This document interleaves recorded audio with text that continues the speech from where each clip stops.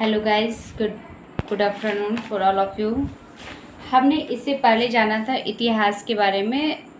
तो इतिहास में हमने 3 तरह का इतिहास पढ़ा था: प्राचीन भारत, मध्यकालीन और आधुनिक काल। इसमें हमने पढ़ा था कि इतिहास जानने का स्रोत। तो इतिहास जानने का स्रोत में हमने पहले पढ़ा था कि हमने इसमें पढ़ा था कि इतिहास जानने का रूल। तो इतिहास जानने का स्रोत में हम लोग क्या क्या जाने थे, तो धर्म ग्रंथ, ऐतिहासिक ग्रंथ, विदेशी यात्रियों और पुरातत्व पढ़ा था। ठीक है, तो हमने देखा था कि धर्म ग्रंथ, तो धर्म ग्रंथ में हमें क्या क्या पढ़ना था। तो धर्म ग्रंथ में हमें क्या क्या पढ़ना है: वेद, वेदांग, पुराण, उपनिषद पढ़ना है। ठीक है, फिर ऐतिहासिक ग्रंथ में हमें क्या क्या जानना है, तो जातक, आगम, अष्टध्यायी और अजंतर गिरिन जानना है। ठीक है, फिर हम देखे थे कि विदेशी यात्रियों, तो विदेशी यात्रियों में हमें क्या क्या जानना था: चीनी, यूनानी, रोमन, अरबी लेखक। ठीक है, तो ये सब हमने पढ़ा था। और एक पढ़े थे कि पुरातत्व होता है। तो इसमें हमने धर्म ग्रंथ के बारे में पढ़ लिया था कि धर्म ग्रंथ क्या होता है। तो धर्म ग्रंथ में हमने वेद पढ़ा था कि वेद जो होता है, तो वेद के जो रचयिता हैं, ठीक है, तो वेद के रचयिता कौन है, तो महर्षि कृष्ण, हेपायन, वेदव्यास है। वेद के रचयिता कौन है, तो महर्षि कृष्ण, हेपायन, वेदव्यास है। इसमें हमने पढ़ा था कि वेद जो होता है वो कितने तरह का होता है, 4 तरह का होता है। वेद कितने तरह का होता है, 4 तरह का होता है। कौन कौन से होते हैं, तो ऋग्वेद, यजुर्वेद, सामवेद और अर्थवेद होते हैं। कौन कौन से वेद होते हैं, ऋग्वेद, यजुर्वेद, सामवेद और अर्थवेद होते हैं। ऋग्वेद, तो ऋग्वेद के उपवेद को हम लोग क्या कहते हैं, आयुर्वेद कहते हैं। यजुर्वेद को उपवेद को क्या कहते हैं, धनुर्वेद कहते हैं। सामवेद को उपवेद को क्या कहते हैं, गदवेद कहते हैं। और अर्थवेद को हम लोग क्या कहते हैं, शिल्पवेद कहते हैं। इसमें हमने जाना था कि ऋग्वेद को जो है, ऋग्वेद क्या है हमारा, तो ऋग्वेद जो है वो हमारा प्राचीन वेद है। ऋग्वेद को हम लोग क्या कहते हैं, प्राचीन वेद कहते हैं। और अर्थवेद को क्या कहते हैं, नया वेद कहते हैं, है ना। यह हमारा अभी का टाइम का वेद है। बट हमारा प्राचीन वेद, अगर कोई पूछ लिया कि प्राचीन वेद हमारा क्या है, तो बता सकते हैं कि प्राचीन वेद क्या है, हमारा ऋग्वेद। तो इतना हमने जाने थे कि वेद हमारा 4 तरह का होता है: ऋग्वेद, यजुर्वेद, सामवेद और अर्थवेद। फिर हमने जाना था वेदांग के बारे में। तो वेदांग में हमने क्या क्या जाना था, तो वेदांग में हमने पढ़ा था कि फिर उसके बाद जाना था कि ऋग्वेद क्या होता है, उसके बारे में, ऋग्वेद के बारे में पढ़ा था कि ऋग्वेद जो है वो प्राचीन वेद होता है। ठीक है, ये जो होता है गायत्री मंत्र, जो हम लोग गायत्री मंत्र, जो हम लोग का मन जो होता है वो शांत करने के लिए अभी के टाइम में जो गाया जाता है, ये हमारा कौन से वेदों से आया है, तो ये हमारा ऋग्वेदों से आया है। उसमें हमने पढ़ा था कि 10 मंडल होते हैं, 128 सूक्त होते हैं और 10,462 जो होते हैं वो ऋचाएँ होती है। फिर हमने जाना था एसी और बीसी के बारे में। तो एसी और बीसी के बारे में हमने पढ़ा था कि एसी और बीसी मतलब क्या होता है। तो एसी मतलब बिफोर जीसस क्राइस्ट, मतलब पहले के टाइम में क्या होता था ना, कि पहले के टाइम में जनरेशन जो था वो उल्टा चलता था, इसीलिए हम लोग उसको क्या करते थे, बीसी कहते थे। पर लेकिन अभी के टाइम में हमारा जो होता है वो ईस्वी चलता है, एडी चलता है। जैसे 1 के बाद 2 आता है, 3 के बाद आता है, फिर 4 आता है। बट पहले क्या होता था, पहले होता था 10, 9, 8, 7, है ना, मतलब बैकवर्ड काउंटिंग की तरह चलता था, है ना। उसको हम लोग क्या कहते हैं, बिफोर जीसस क्राइस्ट। ठीक है, तो इसमें हमने ये जाना, फिर ये जाना था कि ईसा मसीह का जो जन्म हुआ था वो हमारा कब हुआ था, तो 0 ईस्वी में हुआ था। फिर हमने पढ़ा था कि ये जो स्वत जो होते हैं वो कितने तरह के होते हैं, 4 तरह के होते हैं: विक्रम स्वत, शक स्वत, गुप्त स्वत और हिजरी स्वत पढ़े थे। ठीक है, फिर एक हमने ये जाना था कि पहले के टाइम में, प्राचीन काल में, जो हमारे देश पे जो आक्रमण हुए थे तो वो हमारी कौन कौन सी किए थे, तो हाँ, हिंद, यूनानी, शक, पहलव और कुषाण, हमने ये जाना था। ठीक है, फिर हमने इसके बारे में अभी आगे देखेंगे। फिर उसके बाद हमने यजुर्वेद पढ़ा था। यजुर्वेद क्या पढ़ा था, तो यजुर्वेद हमने पढ़ा था कि यजुर्वेद का उपवेद क्या होता है। तो यजुर्वेद का उपवेद हमारा धनुर्वेद होता है। उनकी ऋचाएँ जो होता है वो गद पद दोनों आती है। ठीक है, इसके ऋचाएँ जो पढ़ने वाला को हम लोग क्या कहते हैं, अर्धवायु कहते हैं। क्या कहते हैं, अर्धवायु कहते हैं। और सामवेद जो होता है वो किसको कहते हैं, तो सामवेद हम लोग कहते हैं संगीत के जनक को कहते हैं। किसको कहते हैं, सामवेद, संगीत के जनक के हम लोग क्या कहते हैं, सामवेद कह सकते हैं।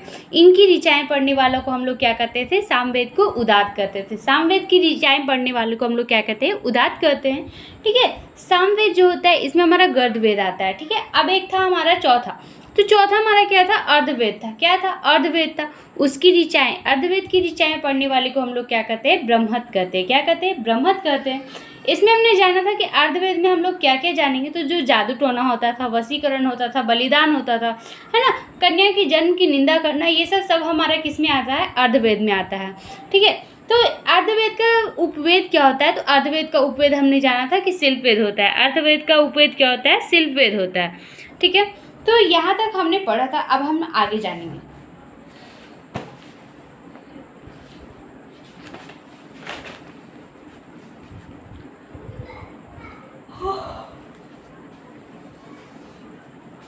अब हमने वेद के बारे में पढ़ लिया कि वेद के 4 टाइप होते हैं, ऋग्वेद, यजुर्वेद, सामवेद, अर्थवेद, है ना। ये चारों हमने पढ़ लिया। अब हम जानेंगे वेदांग के बारे में। अब हम क्या जानेंगे? वेदांग के बारे में जानेंगे।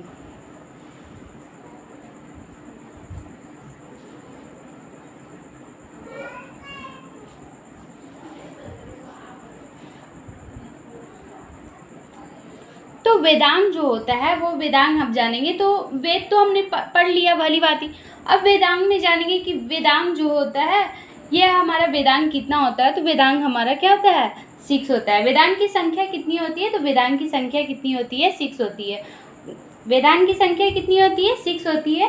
वेदांग में हमारा क्या क्या आता है? तो वेदांग में जैसे हम लोग शिक्षा हो गया, है ना, शिक्षा, ज्योतिष, शिक्षा, ज्योतिष, कल्प,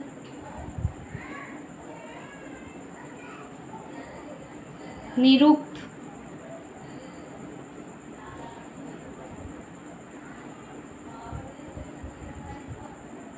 छंद और व्याकरण। तो इसको हम लोग क्या कहते हैं? वेदांग। वेदांग में हमारे कितने होते हैं? वेदांग 6 तरह के होते हैं।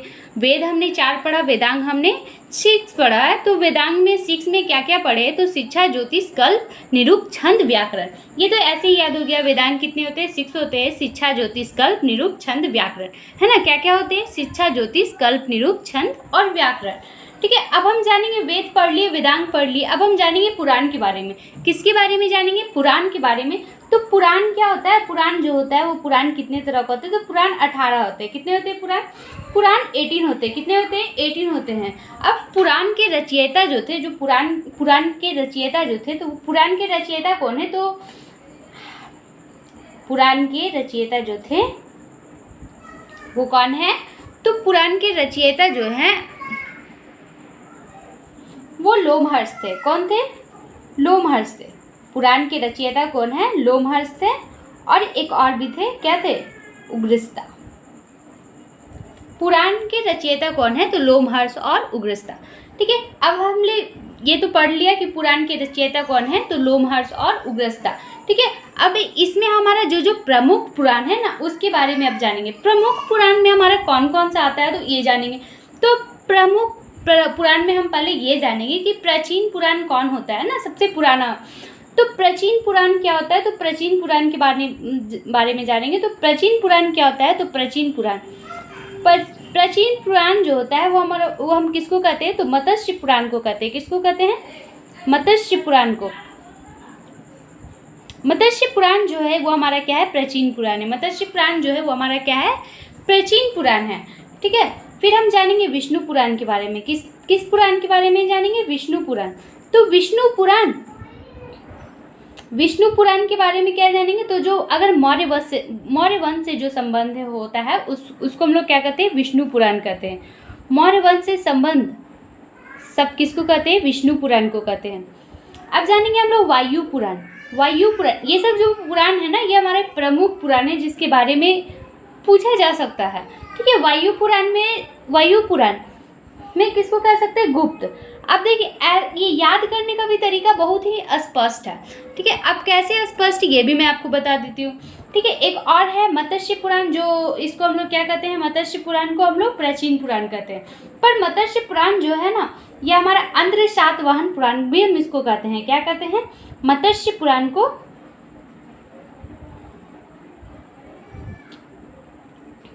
अंध्र सातवाहन।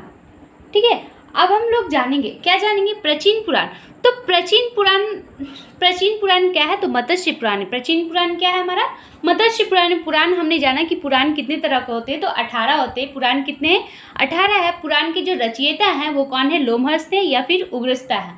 ठीक है, अब हमने जाना कि विष्णु पुराण। तो जैसे विष्णु भगवान के देखते होंगे मुख में हम उनके सर पे क्या रहता है? मोर रहता है। तो हम इस तरीक़ा से याद कर सकते हैं विष्णु पुराण किससे संबंध है, तो मौर्य वंश से संबंध है। किससे संबंध है, तो मौर्य वंश से संबंध है। ठीक है, एक है हमारा वायु पुराण। वायु पुराण, तो वायु जो होता है, वायु मतलब हवा, तो हवा जो होती है वो क्या होती है, कभी हम लोग को दिखती है नहीं दिखती है। ठीक है, तो उसको हम लोग क्या कर सकते हैं, गुप्त है ना। हवा कैसी है, तो गुप्त रहती है। तो हम लोग इस तरीक़ा से बोल सकते हैं कि वायु पुराण हमारा किस वंश से संबंध है, तो वायु पुराण हमारा गुप्त वंश से संबंध है। ठीक है, अब जानेंगे मत्स्य पुराण। तो मत्स्य पुराण जो होता है इसको हम लोग आंध्र सातवाहन पुराण भी हम लोग कहते हैं। ठीक है, आंध्र सातवाहन पुराण से हमारा संबंध है। ठीक है, तो अब हमने जो प्रमुख थे पुराण के बारे में वो जान लिए कि पुराण हमारे कितने होते हैं, 18 होते हैं। पुराण के रचयिता कौन है, लोमहर्ष उग्रस्ता है। ठीक है, इसमें हमने प्रमुख कौन कौन से हैं, तो प्रमुख हमने जाना कि प्राचीन पुराण जो है वो हम लोग किसको कहते हैं, प्राचीन पुराण मत्स्य पुराण को कहते हैं। ठीक है, विष्णु पुराण हमारा मौर्य वंश से संबंध है। वायु पुराण हमारा गुप्त वंश से संबंध है। मत्स्य पुराण जो है वो हमारा आंध्र सातवाहन से हमारा संबंध है। तो यहाँ तक आप लोग को कोई प्रॉब्लम नहीं होगी। ठीक है, अब हम जानेंगे आगे। तो आगे हम क्या जानेंगे कि वेद। ठीक है,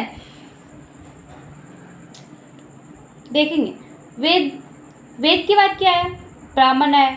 वेद के बाद क्या आया, ब्राह्मण आया। ब्राह्मण के बाद क्या आया, आर्यनक आया। ठीक है, उसके बाद उपनिषद।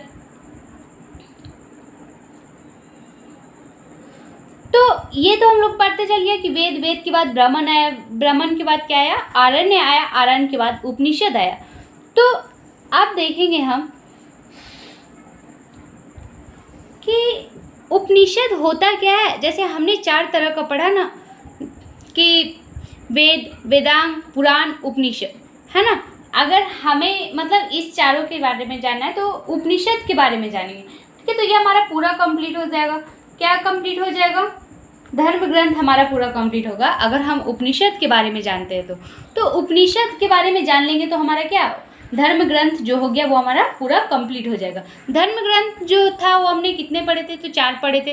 क्या क्या पढ़े थे, वेद, वेदांग और पुराण, उपनिषद, है ना। अब देखेंगे उपनिषद। तो उपनिषद किसको कहते हैं, उप का मतलब क्या होता है, उप का मतलब क्या होता है, उप का मतलब पास होता है। उप का मतलब क्या होता है, उप का मतलब पास होता है। ठीक है, तो उपनिषद जो है हम लोग किसको कहते हैं, तो उपनिषद कहेंगे पास। तो जो पास में बैठकर, उपनिषद उप का मतलब पास होता है, तो जो पास में बैठकर गुरु के समीप ज्ञान प्राप्त करता है उसको हम लोग क्या कहते हैं, उपनिषद कहते हैं। ठीक है, गुरु के समीप, यानी कि हम बता सकते हैं कि गुरु के समीप जो बैठकर हमारे ज्ञान प्राप्त करते हैं उसको हम लोग क्या कहते हैं, उपनिषद कहते हैं।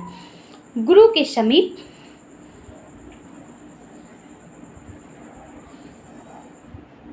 बैठकर ज्ञान प्राप्त करने वाले को कहते हैं। ठीक है, गुरु के समीप बैठकर, समीप मतलब पास, गुरु के समीप बैठकर ज्ञान प्राप्त करने वाले को क्या कहते हैं, उपनिषद कहते हैं। तो उपनिषद की संख्या कितनी होती है, तो उपनिषद की संख्या कितनी होती है, 108 होती है। कितनी होती है, 108 होती है। उपनिषद की संख्या कितनी होती है, तो 108 होती है। अब यहाँ पे अगर कोई पूछ दे सबसे छोटा उपनिषद क्या है, तो सबसे छोटा उपनिषद क्या हो जाएगा, तो बता सकते सबसे छोटा उपनिषद क्या हो जाएगा, तो छंदोग्य जो हो गया वो सबसे छोटा हो गया। सबसे छोटा उपनिषद क्या हो गया, छंदोग्य हो गया। ठीक है, अब एक होता है ये मुंडकोपनिषद। ठीक है, तो मुंडकोपनिषद जो होता है इसके बारे में जानेंगे। जो सत्यमेव विजयते जो है ना, तो ये जो है ये किसके लिए गाए, तो ये किसके लिए गाए थे, तो मुंडकोपनिषद जो थे ये सत्यमेव विजयते, ये मुंडको उपनिषद के लिए गाया गया था। मुंडको उपनिषद, ठीक है, ये जो है किसके लिए गाया गया था, तो मुंडको उपनिषद के लिए गाया था। क्या गाया गया था, सत्यमेव विजयते। क्या गाया गया था, सत्यमेव जयते। ठीक है, तो सत्यमेव विजयते जो है ये इनके लिए गाया गया था। तो यहाँ तक कोई प्रॉब्लम नहीं है। अब हम एक बार फटाफट क्या कर लेते हैं, रिवीजन कर लेते हैं कि हमने क्या क्या जाना।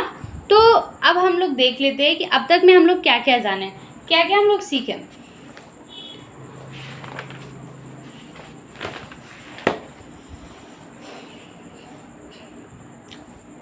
देखिएगा। लूसेंट में हमने अभी तक क्या क्या जाना, तो लूसेंट में हमने जाना कि भाई भारत का इतिहास में हमने पढ़े कि उत्तर साइड हमारा क्या है, हिमालय, दक्षिण में हमारा क्या है, समुद्र है ना। भारत जो है, भारत नाम हमारा किस लिए रखाया गया था, तो मतलब किसने, तो राजा भरत के नाम पर हमारा क्या रखाया गया था, भारत नाम रखाया गया था। इंडिया नाम जो दिया था वो किन्होंने दिया था, यूनानी ने दिया था, है ना, ग्रीक वर्ड है। और फिर हमने जाना था कि प्राचीन भारत में हमारा हिंदुस्तान जो है वो नाम किसने दिया था, तो मुस्लिम ने दिया था। क्यों दिया था, वो सिंधु घाटी के साइड रहते थे, इसीलिए तो इसीलिए उनका नाम क्या दिया था, हिंदुस्तान दिया था। फिर इतिहास में हमने जाना कि इतिहास जो होते हैं वो कितने तरह का होते हैं, 4 तरह का होते हैं। इतिहास में हमने पढ़ा कि प्राचीन भारत, ठीक है, प्राचीन भारत, मध्यकालीन, आधुनिक काल और विश्व इतिहास। ये 4 के बारे में पढ़ा कि प्राचीन भारत, मध्यकालीन, आधुनिक काल और विश्व इतिहास। इसमें हमने जान लिया। तो इसमें हमने जाना कि एंशिएंट हिस्ट्री जानेंगे। एंशिएंट हिस्ट्री में हम लोग क्या क्या जानेंगे, इतिहास जानने के स्रोत जानेंगे। इतिहास जानने का स्रोत में हम क्या क्या पढ़ेंगे, तो इतिहास जानने का स्रोत जो होता है वो कितनी तरह का हमने बताया कि 4 तरह का बताया है कि धर्म ग्रंथ, ऐतिहासिक ग्रंथ, विदेशी यतियों और पुरातत्व। कितने तरह का इतिहास हम कितने तरह से जान सकते हैं, तो धर्म ग्रंथ, ऐतिहासिक ग्रंथ, विदेशी यतियों और पुरातत्व। धर्म ग्रंथ में हमने पढ़ा कि धर्म ग्रंथ जो होता है वो कितने होते हैं, 4 होते हैं। धर्म ग्रंथ कितने होते हैं, 4 होते हैं, वेद, वेदांग, पुराण, उपनिषद, जो कि इसको मैंने कंप्लीट कर चुका है। ऐतिहासिक ग्रंथ में जानेंगे जातक, आगम, अष्टाध्यायी और राजंत्र ग्रंथ। विदेशी यात्रियों में हम लोग जानेंगे चीनी, यूनानी, रोमन और अरबी लेखक के बारे में। और चौथा हमारा क्या है, पुरातत्व। तो इतना हम जानेंगे। वेद में हमने पढ़ा कि वेद के जो रचयिता हैं वो कौन है, महर्षि कृष्ण, हेपायन, वेदव्यास हैं। जो वेद कितने तरह का होते हैं, 4 तरह का होते हैं, ऋग्वेद, यजुर्वेद, सामवेद और अर्थवेद। वेद कितने तरह का होते हैं, 4 तरह का होते हैं, ऋग्वेद, यजुर्वेद, सामवेद और अर्थवेद। ऋग्वेद के उपवेद जो होते हैं वो क्या होते हैं, आयुर्वेद होते हैं। यजुर्वेद के उपवेद क्या होते हैं, धनुर्वेद होते हैं। और सामवेद को गर्भवेद होते हैं। और अर्थवेद को क्या कहते हैं, शिल्पवेद कहते हैं। अर्थवेद को क्या कहते हैं, शिल्पवेद कहते हैं। फिर हमने पढ़ा ऋग्वेद जो होता है, ऋग्वेद को हम लोग क्या कहते हैं, प्राचीन वेद कहते हैं। और अर्थवेद को हम लोग क्या कहते हैं, नया वेद कहते हैं। फिर हमने क्या देखा कि ऋग्वेद के बारे में अब जानेंगे। ये तो पता चल गया कि वेद हमारा 4 तरह का होते हैं। अब हम जानेंगे ऋग्वेद। तो ऋग्वेद में हमने जानेंगे कि 10 मंडल, 128 बोल रहा है, 1028 सूक्त होती है, ठीक है। 10,462 जो होते हैं वो ऋचाएँ होती है। सूक्त का मतलब हमने पढ़ा था कि सूक्त का मतलब श्लोक होता है और ऋचाएँ का मतलब रचनाएँ होती हैं, ठीक है। आप देखेंगे कि ऋग्वेद हम लोग किसको कहते हैं, तो ऋग्वेद हमारा क्या है, प्राचीन वेद है। ऋग्वेद हम लोग क्या है, प्राचीन वेद है। गायत्री मंत्र जो है वो हमारा क्या, कौन से वेदों से, तो हमारे ये ऋग्वेद से है। इसमें हमने पढ़ा कि कुछ प्रमुख मंडल थे, तो कुछ प्रमुख मंडल में हमारे क्या क्या है, तो तीसरा जो होता है वो सूर्य देवता सावित्री के लिए है। 9वां मंडल जो है वो हमारा सोम देवता के लिए होता है। 8वां मंडल जो है वो हमारा हस्तलिखित ऋचाएँ हैं। 10वां मंडल क्या है हमारा, तो पुरुष सूक्त है। फिर इसमें हमने जाना कि ऋचाएँ पढ़ने वाली को हम लोग क्या कहते हैं, होत्र कहते हैं। ऋचाएँ पढ़ने वाले को हम लोग क्या कहते हैं, होत्र कहते हैं। फिर हम जानेंगे ब्राह्मण, क्षत्रिय, वैश्य, शूद्र, ये चारों हमने जाना था किसके, ये पुरुष सूक्त। पुरुष सूक्त में हमारा क्या क्या पढ़ना होता है, तो ब्राह्मण, क्षत्रिय और वैश्य और शूद्र के बारे में, ठीक है। इसमें हमने जाना था रचनाएँ जो होती है, रचनाएँ वो हमारी इंद्र की रचनाएँ हमने पढ़ा था कि 250 है, ठीक है। अग्नि के कितने, 200 है। फिर हमने बीसी और एसी के बारे में, बीसी और एडी के बारे में जाना था। बीसी मतलब बिफोर जीसस क्राइस्ट, और एडी का मतलब क्या होता है, ईस्वी होता है, एनो डोमिनी, ठीक है। इसमें हम जाने थे कि जन्म जो हुआ था ईसा मसीह का, वो हमारा कौन से ईस्वी में हुआ था, तो 0 ईस्वी में हुआ था। पहले के टाइम में महात्मा बुद्ध का जन्म देखेंगे तो महात्मा बुद्ध का जन्म जो हुआ था, कब हुआ था, तो महात्मा बुद्ध का जन्म जो है वो 563 बीसी में हुआ था। और मृत्यु जो हुआ है 483 बीसी में हुआ है। तो जैसे बहुत लोग कंफ्यूज हो जाते हैं कि भाई ऐसा कैसे हो सकता है कि ये अपोजिट कैसे चल रहा है, ये तो और आगे जाना चाहिए, तो ये तो पीछे जा रहा है।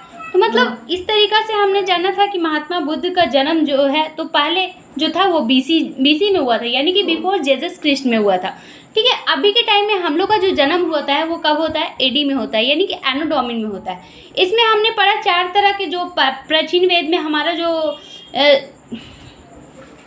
जो भी आक्रमण हुआ वो हमारे किस किस ने किया, तो हिंद, यूनानी, शक, पहलव और कुषाण के बारे में, ठीक है। तो इसमें हमने जाना कि स्वत 4 तरह का होते हैं, विक्रम स्वत, शक स्वत, ठीक है, गुप्त स्वत और हिजरी स्वत। ये 4 स्वत के बारे में हमने पढ़ा। इसमें जाना कि विक्रम स्वत कब से कब है, तो 57 से 58 बीसी तक है। शक जो है वो 78 ईस्वी तक है। गुप्त जो है वो 319 से 320 ईस्वी तक है। हिजरी जो है वो 622 ईस्वी तक है। फिर हमने जाना था कि ये विक्रम तो विक्रम जो है ये हमारा उज्जैन के स्थानीय राजा थे। विक्रम कहा क्या थे, कौन थे, तो उज्जैन के स्थानीय राजा थे। ठीक है, जो इन्होंने क्या किया था, तो इन्होंने शकों को हराया था। इन्होंने क्या किया था, इन्होंने शकों को हराया था। ठीक है, विक्रमादित्य जो थे वो हमारे जो उपाधि लिए थे वो हमारा 14वीं में लिए थे। फिर हमने जाना था शक जो है वो 78 ईस्वी में इन्होंने क्या किया था, कुषाण वंश के थे। शक क्या के थे, कुषाण वंश। तो ये तो एक चीज़ खत्म हो गया ना कि भाई यहाँ पे पढ़े थे कि 4 के बारे में, तो शक को तो भाई विक्रम ने हरा दिया। अब आगे देखेंगे तो कुषाण वंश के जो शासक थे वो कौन थे, कनिष्क प्रतापी थे, है ना, जिनका राज्यरोहण हुआ था, है ना, जिनका राज्यरोहण हुआ था, गद्दी पे बैठे थे। फिर हमने जाना गुप्त स्वत के बारे में। गुप्त स्वत में जाना कि 319 से 320 ईस्वी में इन्होंने चालू किया था चंद्रगुप्त फर्स्ट। ठीक है, फिर हमने देखा हिजरी स्वत जो था वो हमारा 622 ईस्वी में। हिजरी स्वत में हमने जाना कि हिजरी स्वत जो होता है ये हमारा किसका होता है, मुस्लिम धर्म का होता है। ये नहीं, इसमें हम जानेंगे मोहम्मद साहब के बारे में।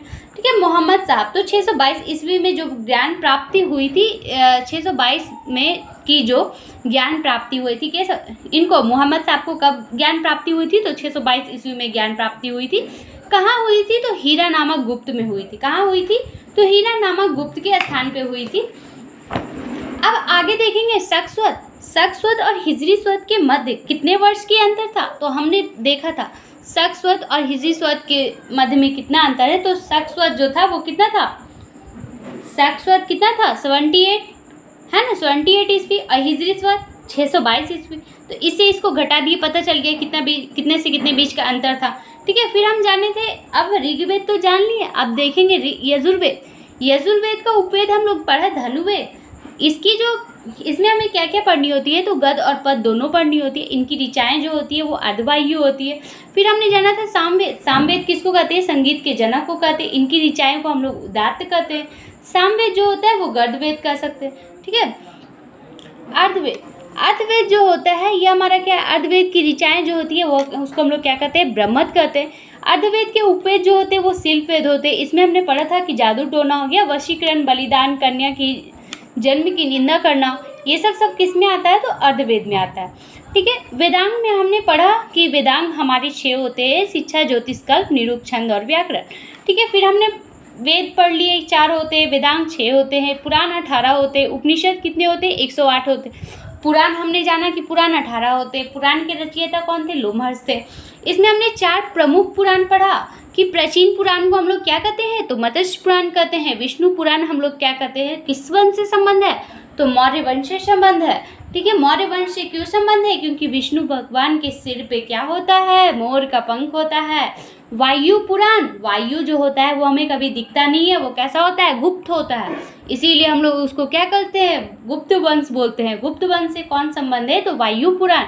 मत्स्य पुराण जाने की आंध्र सातवाहन इसको हम लोग कहते हैं। ठीक है, फिर हमने जाना कि वेद, ब्राह्मण, आर्य, उपनिषद, ये 4 जो होते हैं। ठीक है, फिर हमने उपनिषद के बारे में पढ़ा कि उपनिषद क्या होता है, तो उप का मतलब होता है पास। तो पास में जो बैठकर यानी कि गुरु के समीप बैठकर अगर कोई ज्ञान प्राप्त करता है तो उसको हम लोग क्या कहते हैं, उपनिषद कहते हैं। उपनिषद की संख्या कितनी है, तो 108 संख्या है। ठीक है, सबसे छोटा को हम लोग क्या कहते हैं, छंदोगी कहते हैं। ठीक है, और हमने एक जाना कि मुंडकोपनिषद जो होते हैं, ये हमारे मुंडकोपनिषद जो है ये सत्यमेव जयते इसके लिए गाया गया था।